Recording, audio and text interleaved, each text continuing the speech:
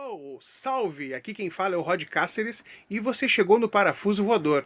Se inscreva, deixe um like, compartilhe e acompanhe os vídeos e os cortes do nosso canal. Grande abraço aí, até a próxima! E foi esse aqui o primeiro que me, assim... Esse foi o meu primeiro também. Minha cabeça explodiu quando eu li esse livro, né? O Amor e o Cão dos Diabos. E eu vi que, então, poesia pode ser assim.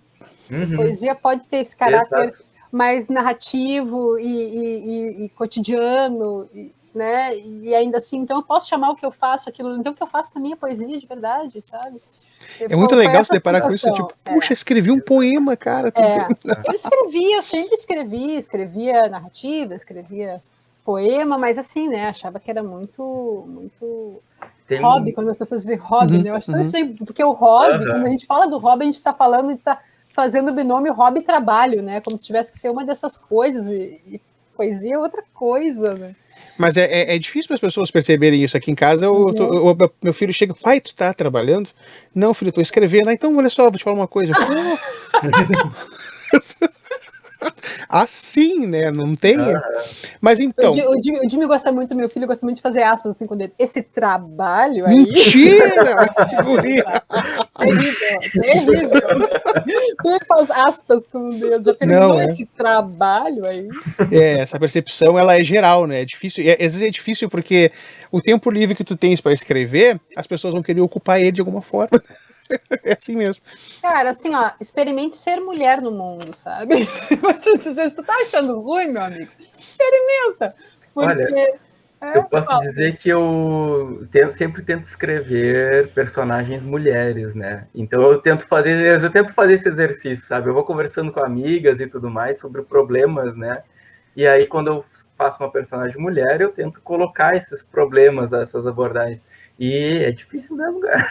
É muito difícil. Ser mulher é muito difícil. Vamos voltar ao Bukowski aqui. O Bukowski, primeiro que assim, né? Eu acho que a grande problemática é essa. Não tem como a gente, com o olhar de hoje, ler Bukowski e não se incomodar com uma série de coisas. Ele é o macho tóxico exemplar perfeito, encaixota e carimba, sabe? Sim. É isso. Mas, assim, a poesia dele e a narrativa dele são duas coisas, para mim, são dois mundos distintos. São dois mundos muito distintos. Me parece, com o conhecimento que eu tenho dele, de tudo que eu li dele, né, dos biógrafos, das mulheres dele, dos depoimentos das mulheres dele, que ele na poesia é muito mais autêntico do que na narrativa, sabe? E, assim, o que me instiga muito é esse caráter incoerente, falho e muito humano, sabe? Que eu acho que é isso. Ele é um cara, assim, que a vida esmagou desde o início. Ele teve um pai violento pra caramba, o pai dele batia muito nele, fazia violência psicológica, batia na mãe dele.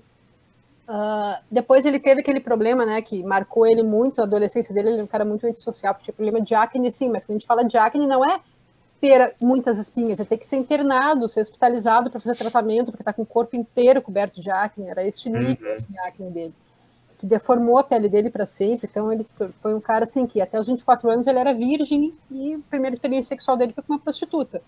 Depois ele conheceu a Jane, que é uma figura assim, né, na vida dele, muito marcante na obra dele, com 26, que era uma mulher bem mais velha do que ele, tão decadente quanto ele ou mais, aquela pessoa também que tinha sido mastigada e cuspida pela vida.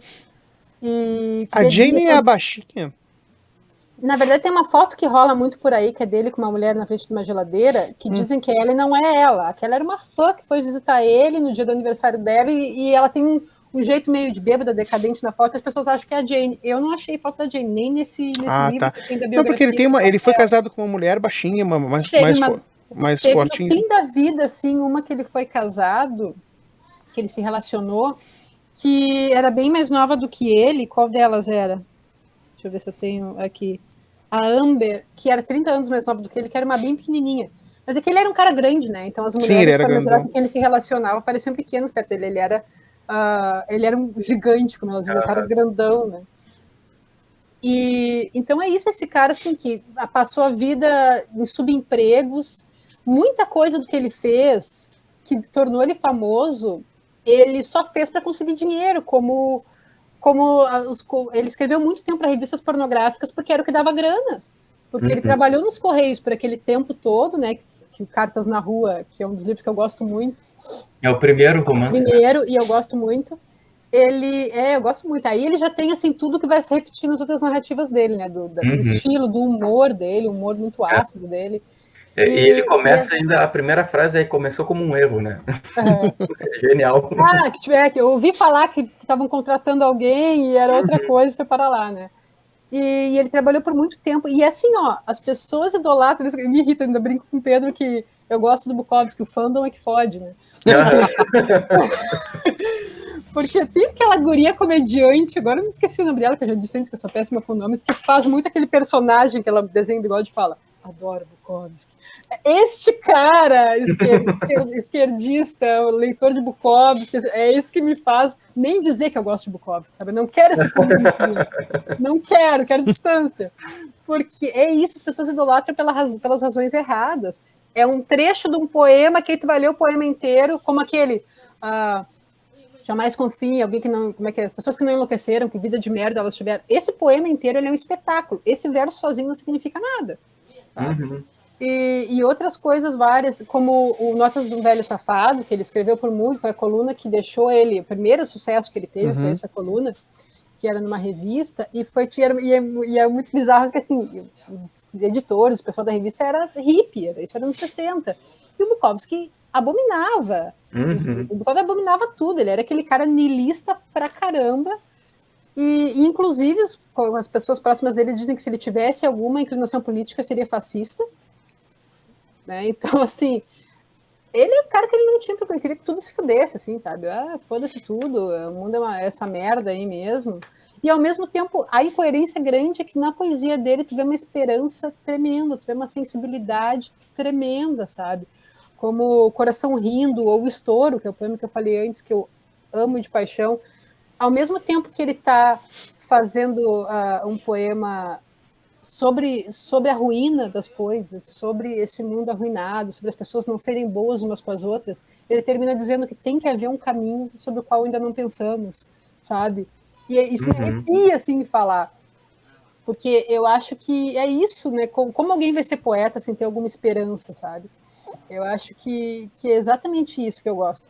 E nas narrativas... não é biografia, é autoficção. A autoficção ela é essa mistura das experiências biográficas,